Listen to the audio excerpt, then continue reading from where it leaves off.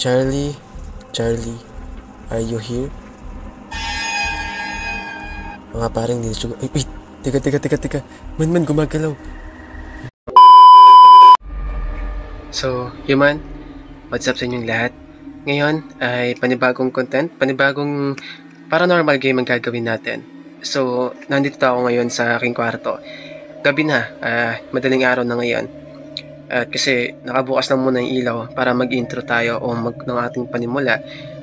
Pero mamaya, pa nagsimula na tayo, ay papatayin natin yung ilaw para mas maganda, no? Then, I don't know, wala akong idea kung gagana ba itong gagawin nating paranormal game na tatawagin ng Charlie game. So, andito ako ngayon. So, yung kailangan lang natin is 2 ballpen and then papel para doon tayo magsagawa ng Charlie game. Okay? Let's go.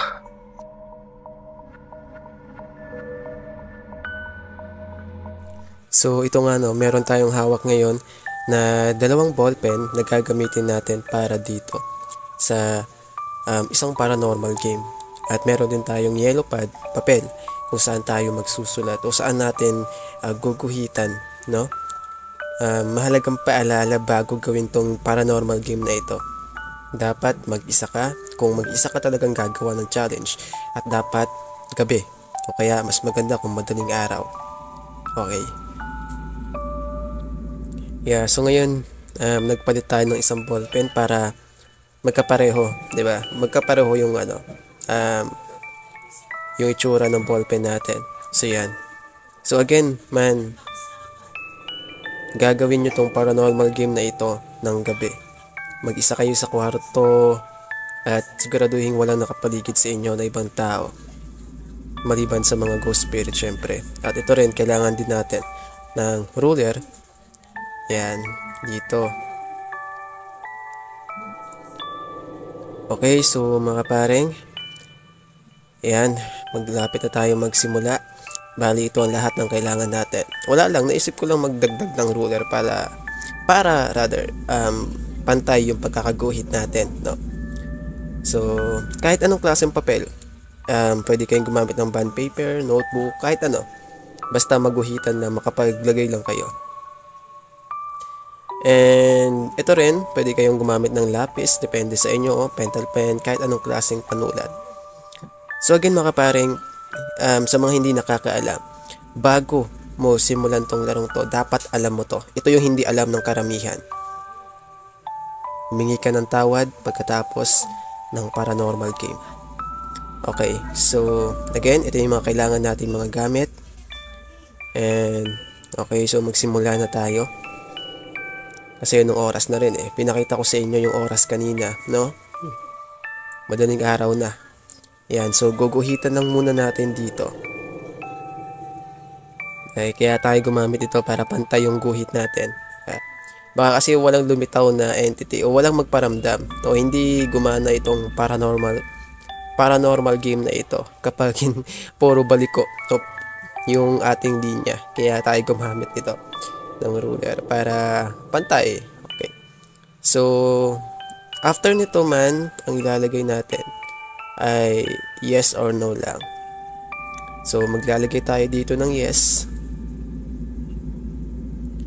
And then sa baba naman ito, katapat lang, yes lang din. Tapos dito sa tabi niya, no. Tapos sa katapat din ito sa baba, sa kanan, no din. Yan. Teka, medyo mataas yata yung yes natin dito sa pero okay na yan. Sa itaas sa pangalawa, sa kanan, pero okay na yan. Yan, taasan na lang natin ng konti dito sa may bandang no para pumantay siya. Pero the rest, kahit naman anong klase o kahit di magkapantay, may possibility pa rin na gumana itong game na ito. So ito yung kailangan natin ballpen, ilalagay na natin dito. Ayan. Okay. So ngayon, oras na para simulan. Oras na para magsimula. Okay, so ngayon mga kaparing, again, sa mga takot at sa mga hindi ready sa kung anong mangyari. Huwag nyo itong susubukan. Okay?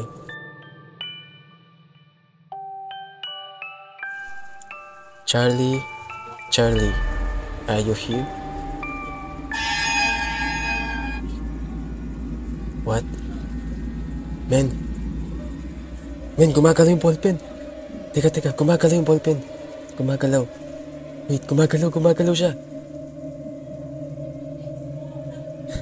Teka, gumagalaw. Man, gumagalaw yung ballpen. At nakaturo sa yes. So that means nandito sa Charlie.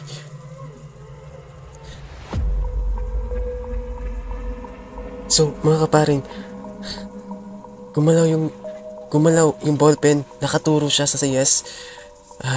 Okay, so try natin ulit. Yeah, try natin siya ulit. This time, ibang posisyon naman yung ilalagay natin sa magkabila ang ballpen.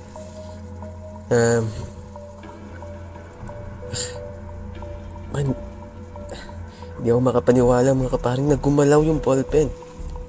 Gumalaw mismo siya. Okay, so ngayon naman, ayan, so tatry natin siya ulit. Okay? Again. Charlie, are you here? Mga paring hindi siya. Ay, wait. Teka. Man, gumagalaw. Yes. Man, mga paring. Sa yes pa rin siya nakaturo. What? Teka. Man, wait. Medyo natatakot na ako Teka. So, ibig sabihin mga paring, merong ghost spirit dito sa paligid natin. Meron dito. Yo man, what's up? Nakita natin, gumana siya. Gumalaw yung ballpen at nakaturo siya sa yes. And, like, what? Man, ito yung unang beses na gumawa ako ng challenge in real life na isang paranormal game na gumana. Charlie, are you here? And the ballpen said, yes. Ewan, di ko ma-explain. Basta, alam mo yung pakiramdam na akala mo hindi totoo yung mga paranormal game. Tapos, nung sinubukan mo, nakita mo na totoo. Gumana siya, diba? Ang creepy lang man. Pero, yun nga, bago man tayo nagtapos, nakahingi tayo ng tawad na ginawa natin yung challenge, yung paranormal game na yun. At para hindi tayo masundan, no? Hindi tayo masundan kasi may possibility na may nagambala nga tayo na entity o mga ghost spirit. Kaya yun. So yun, mga kaparing, maraming salamat sa panonood. At magkita-kita tayo sa mga next paranormal content natin. God bless. Bye.